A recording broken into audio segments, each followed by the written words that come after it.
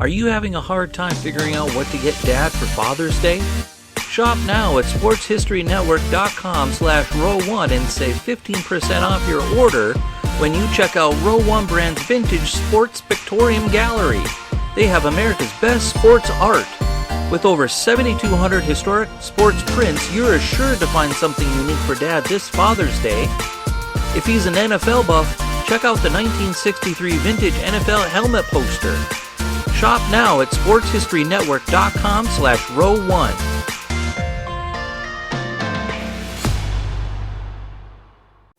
This podcast is part of the Sports History Network, your headquarters for the yesteryear of your favorite sport. You can learn more at sportshistorynetwork.com. Hello, sports fans. Today's podcast begins on a very somber note. One of our fellow podcasters, Frank Redding, went to be with the Lord on Tuesday morning. Ringside with Redding was the name of his show. I was fortunate enough to do 2 podcasts with Frank, and we emailed each other at least once a week.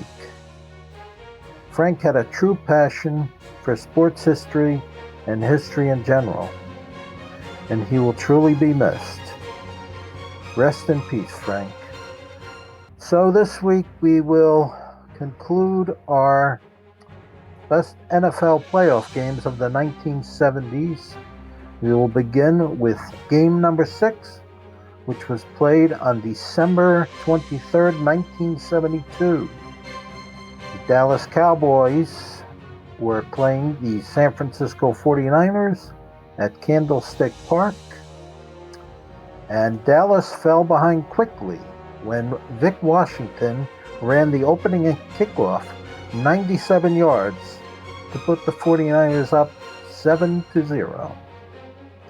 The Cowboys cut the lead to 7-3 with a 37-yard field goal. And after the 2 teams exchanged turnovers, the 49ers scored another touchdown to go up 14-3. A second Dallas turnover led to another 49ers touchdown. But the Cowboys came back with a field goal and a touchdown to narrow the gap to 21-13. Dallas continued to have problems holding on to the ball in the third quarter. A fumble led to another 49ers touchdown, which increased their lead to 28-13. Towards the end of the third quarter, Cowboys coach Tom Landry replaced quarterback Craig Morton with Roger Staubach, who had missed most of the season due to injury. Staubach promptly fumbled on his opening drive, setting the 49ers up for a 32-yard field goal. But kicker Bruce Goslett missed the attempt, and later running back Calvin Hill broke off a 48-yard run to set up a Tony Fritsch field goal. After the Doomsday defense forced a 49ers punt, Staubach led the offense to a touchdown with just under 2 minutes to play. After Dallas recovered an onside kick, Staubach scrambled for 21 yards. 2 pass completions followed the scramble that put Dallas ahead 30-28 with just 52 seconds left.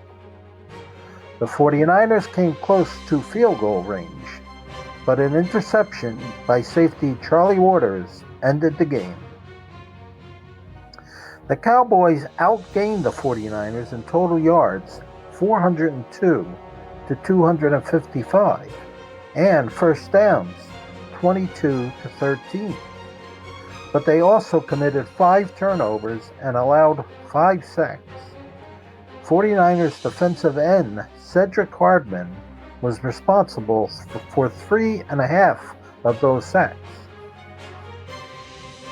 So we will now go to game number 7 on my list of the 7 best playoff games of the 1970s. This game was played on December 18th, 1976. It was the Oakland Raiders playing the New England Patriots at the Oakland Alameda County Coliseum. New England defeated Oakland 48-17 in Week 4 of the season, handing the Raiders their only loss of the year. And after the opening drive of the playoff game, it looked like New England would win again. The Patriots marched 86 yards in 10 plays to take a 7-0 lead. But the Raiders narrowed the gap to 4 points on Errol Mann's 40-yard field goal and took the lead 10-7 in the second quarter on a Ken Stabler to Fred Biletnikoff 31-yard touchdown pass.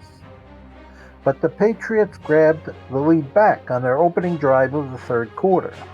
New England went 80 yards in 9 plays, scoring a touchdown on a 26-yard touchdown pass from Steve Grogan to tight end Russ Francis.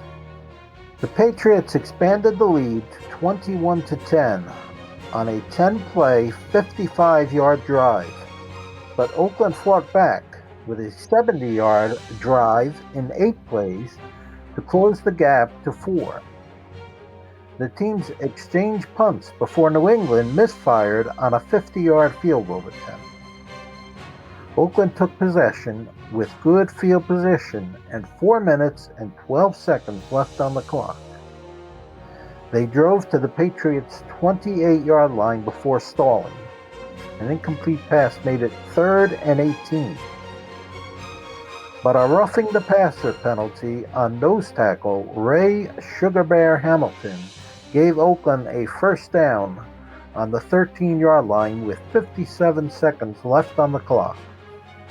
Patriots coach Chuck Fairbanks questioned the penalty, saying, "It looked to me like Ray hit the ball first.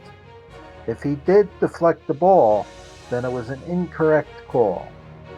With that penalty assist, Oakland moved the ball to the 4-yard line and faced a 3rd and 1 when another penalty, this time a personal foul on safety Prentice McRae, gave the Raiders a first down on the 1-yard line. That's when Stabler faked the handoff and dove into the end zone for the winning score with 14 seconds remaining on the clock. Ken Stabler, the 1976 NFL top-ranked quarterback, went 19 of 32 on the day for 233 yards and a touchdown. And Fred Biletnikoff caught 9 of those passes for 137 yards and 1 touchdown. Hope you enjoy the podcast, and God bless. This podcast is part of the Sports History Network, your headquarters for the yesteryear of your favorite sport. You can learn more at sportshistorynetwork.com.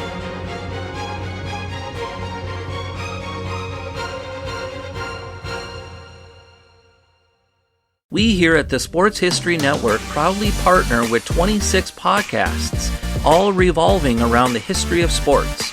But did you know that many of our hosts were sports history authors way before they started their shows?